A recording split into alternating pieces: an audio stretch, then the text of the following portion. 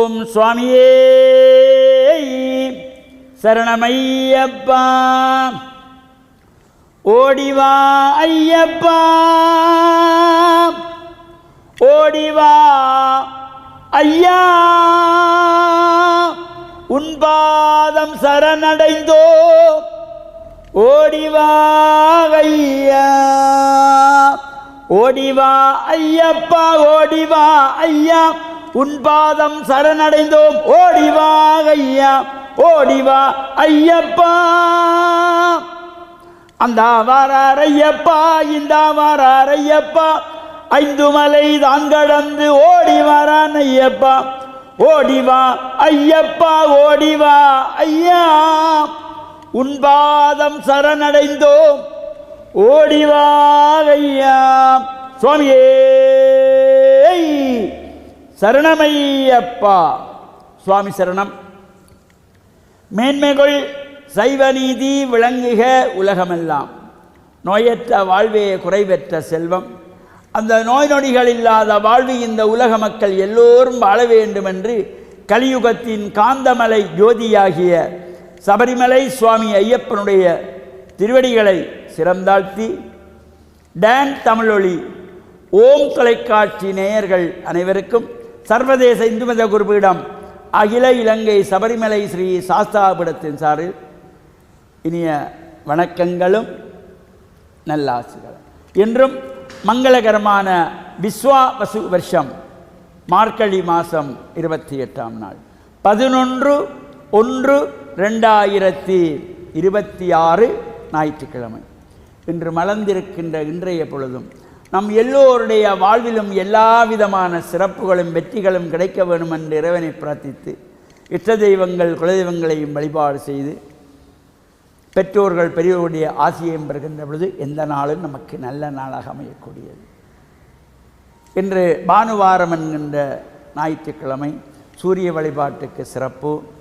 சபரிமலையிலே அகில இலங்கை சபரிமலை சாஸ்தாபீடத்தினுடைய சுவாமிகள் எல்லாம் சுவாமி ஐயப்பனை தரிசித்து ஆனந்தத்திலே இருந்து கொண்டிருக்கின்ற இந்த தருணத்திலே லட்சோப லட்ச மக்கள் இங்கே கூடி நிற்கின்றார்கள்.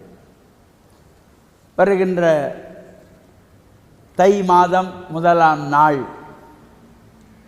அன்றைய தினம் சுவாமி ஐயப்பன் ஜோதி வடிவமாக காந்தமலையிலே தோன்றுகின்ற அற்புதமான அதிசயமான நிகழ்வு.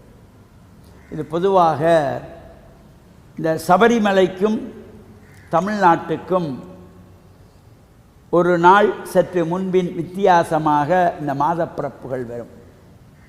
அந்த வகையிலே இப்போ சபரிமலையிலே 14ஆம் தேதி ஜோதி என்றால் 15ஆம் தேதி எங்களுக்கு பொங்கல் வரும். சில வேளைகளிலே சில வருடங்களிலே தமிழ்நாட்டிலேயும் கேரளாவிலேயும் ஒரே நாளிலேயே மாசப்பிறப்பும் வரும். அவர் அந்த ஒரு நாள் முன்பின்னாக வரக்கூடிய சூழ்நிலை. இந்த ஜோதியை பார்ப்பதற்கு கிட்டத்தட்ட 45 லட்சத்திலே இருந்து 50, 55, 60 லட்சம் மக்கள் அந்த தேசத்தை குழுமி நிற்பார்கள். எங்கு பார்த்தாலும் தலைகள் மட்டும்தான் தெரியும். அந்த ஜோதி பார்க்கிற பொழுது உண்மையிலே அது ஒரு பெரிய ஒரு அற்புதமானது மட்டுமல்ல, ஆச்சரியத்துக்குரியது. ஜோதி பார்க்க வேண்டுமென்றால் சாயங்காலம் 6:40 முதலிலே நட்சத்திரம் தோன்றும் வானத்திலே, அதன் பின்பு 6:45 ஜோதி தெரியும். அந்த சாயங்காலம் 6:40 தெரிகின்ற ஜோதிக்காக காலையிலே 8 மணியிலிருந்து 9 மணிக்குள்ளே சென்று இடம் பிடித்து கொள்வார்கள் ஜோதி பார்ப்பதற்கு. காட்டுக்குள்ளே தண்ணி கிடையாது, சாப்பாடு கிடையாது, இயற்கை உபாதைகளுக்கு செல்ல முடியாது. இதுதான் ஒரு அற்புதம்.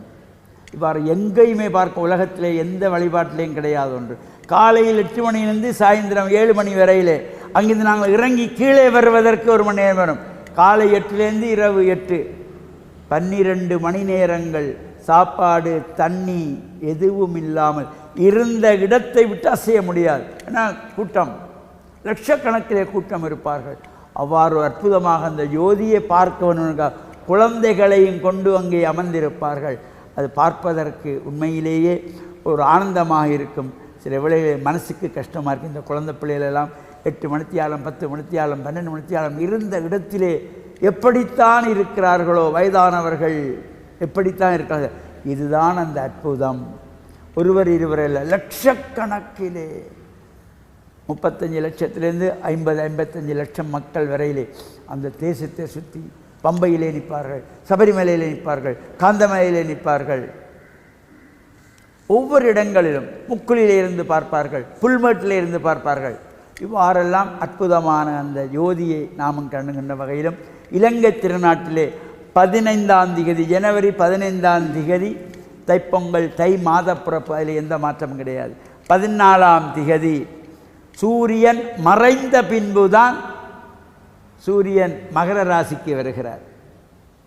எனவே சூரியன் மகர ராசியிலே பிரவேசிக்கின்ற காலம் தை மாதம், அதான் மகர மாதம். அதனால் ஐயப்பன் ஜோதியாக தோன்றது மகர ஜோதி என்று சொல்லுவது. எனவே இந்த மகர மாதம் சூரியன் மறைந்த பின்பு 6:44 வருகின்ற பொழுது 6:27 சூரியன் மறைகிறார். மறைந்த பின்பு சூரியன் மகர ராசியிலே பிரவேசிக்கின்ற பொழுது மறுநாள் காலையிலே உதயம்தான், சூரிய உதயம்தான் தைப்பொங்கல். எனவே 15ஆம் ஜனவரி மாதம் 15ஆம் தேதி தமிழ் தை மாத பிறப்பு, தைப்பொங்கல். அதில் எந்தவித சந்தேகம் யாருக்கும் தேவையில்லை. இறையருளோடு குருவருளையும் பெற்று மண்ணில் நல்லவன் நம்பாள. அனைவருக்கும் டான் தமிழொலி ஓம் தொலைக்காட்சி நேயர்களுக்கும் சர்வதேச இந்து மத குருவிடம் அகில இலங்கை சபரிமலை சாஸ்தாபலத்தின் சார்பில் நல்ல ஆசிகளை கூறிக்கொள்வதில் மன மகிழ்வு கொள்கிறோம்.